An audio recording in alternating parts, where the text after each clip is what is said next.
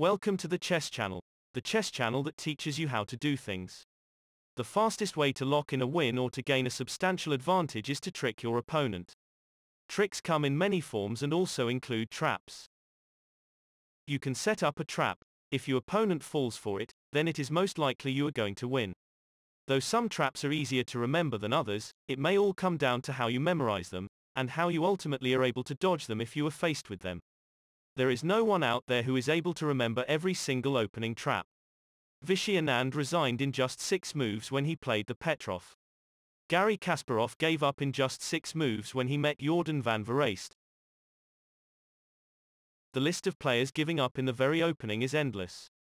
Today, we are going to look at a very simple trap. Before we get on with what we have in mind, one thing that needs to be said is this. Some traps are risk-free and others are not. To demonstrate, you may want to look at the Traxler variation. Black sets up a trap, but if white is not careful, they will lose. There are many examples to see elsewhere, but it might be a good idea to introduce the Traxler in a forthcoming video. What we have today though is not too far away from the Traxler variation. In order to see this opening in action, let us introduce this type of chessboard, and what shall be using is the Bishop Classical variation. So, we have a 1e4 opening. Black answers with e5.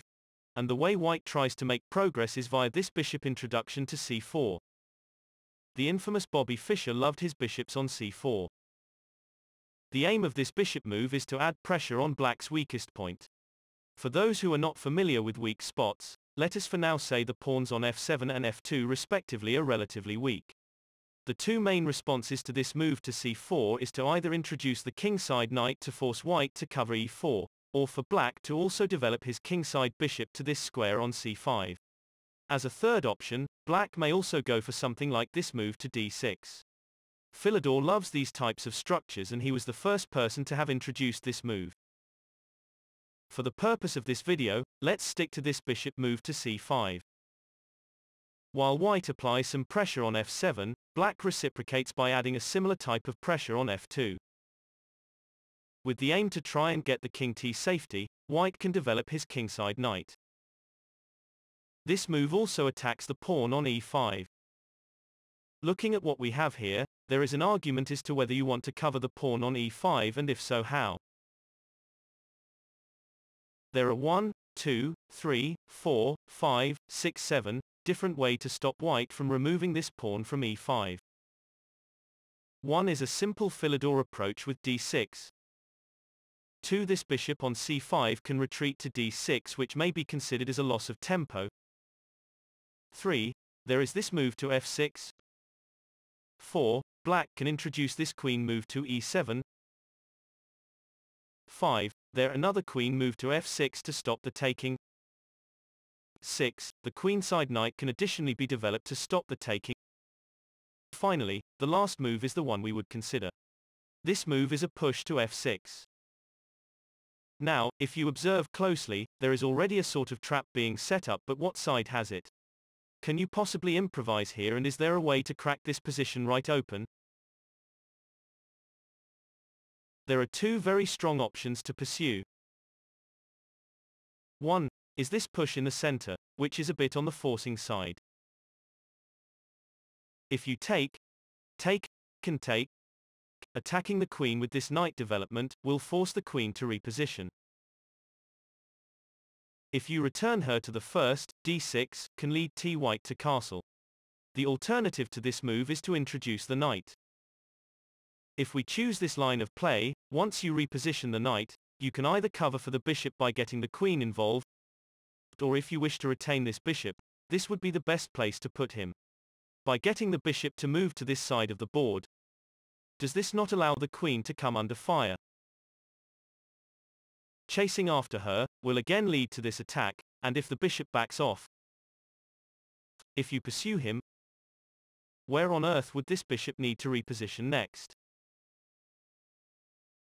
If you go for this move to g6, can you afford to increase the level of attack?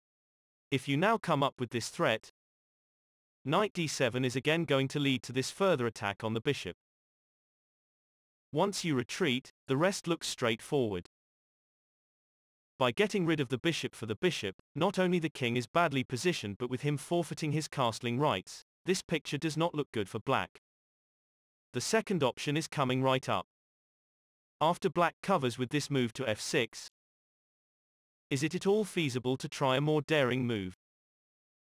Can you capitalize here, and if so, what is the move you need to find? It's this knight sacrifice with this removal of this pawn. Should the knight be eliminated? For those who know of this line of play, things become way too easy. Come in with this check. Attack this queen.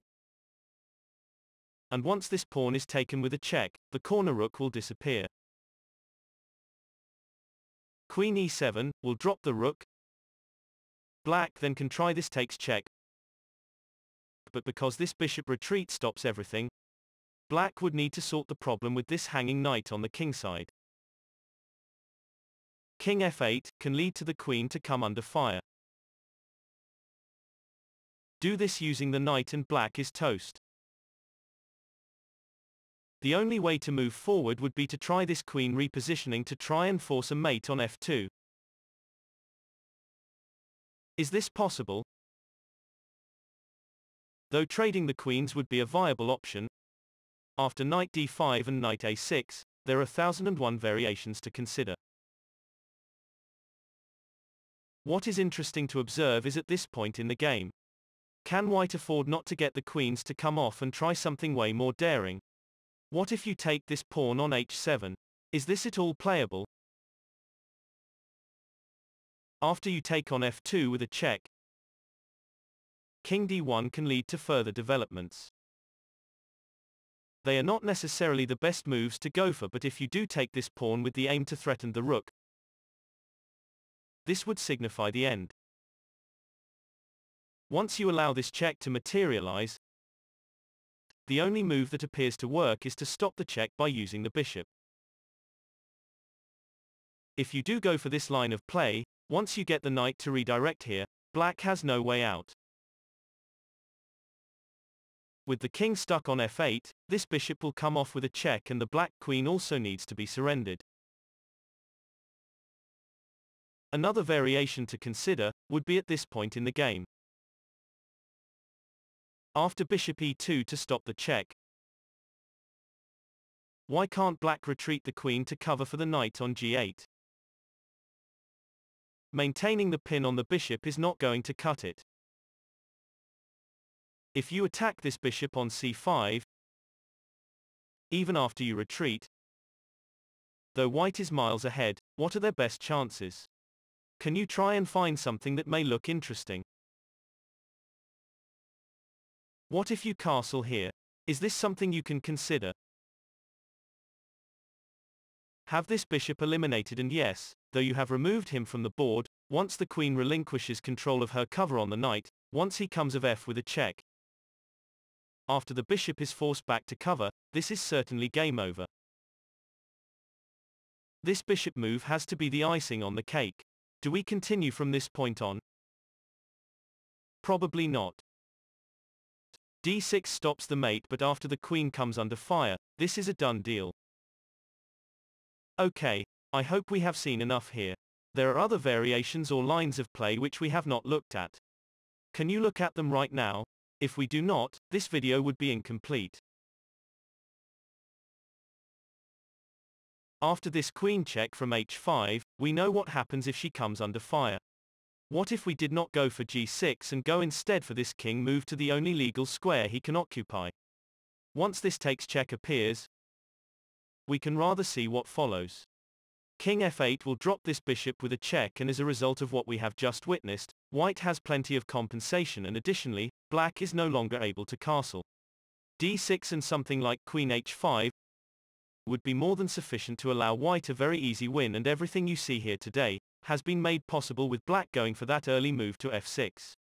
Frankly speaking, what we went through today is considered beyond the easiest chess blunders around. Opening up the kingside is not recommended unless you are certain you not create gaps that are easily exploitable. Have we gone through all the possible variations in this type of opening? For sure we have not, but we only looked at the main lines that matter. If right after this move to f6, and let's come to it, rather than just take on e5, what if we tried this avenue of play?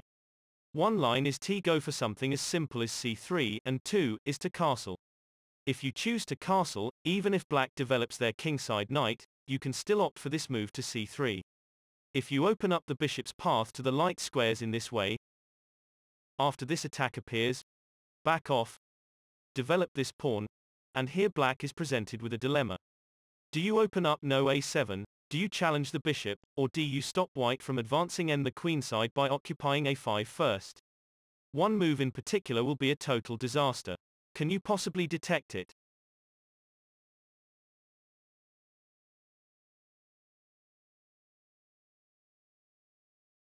It has to be this attempt to attack the bishop on c4 by getting the knight to go after him.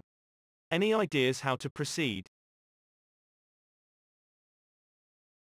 Take the knight, and right after the bishop's capture, just attack the knight.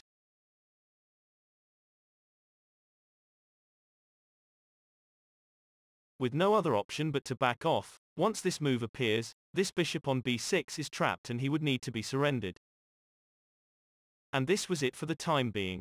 What we saw today was relatively simple stuff, but some openings can get really tricky. Once we get through the simple opening traps, we can then move on to the more complicated ones. With this in mind, our next video will look at another opening type of trap. Until that time comes, I look forward to seeing you again and God bless.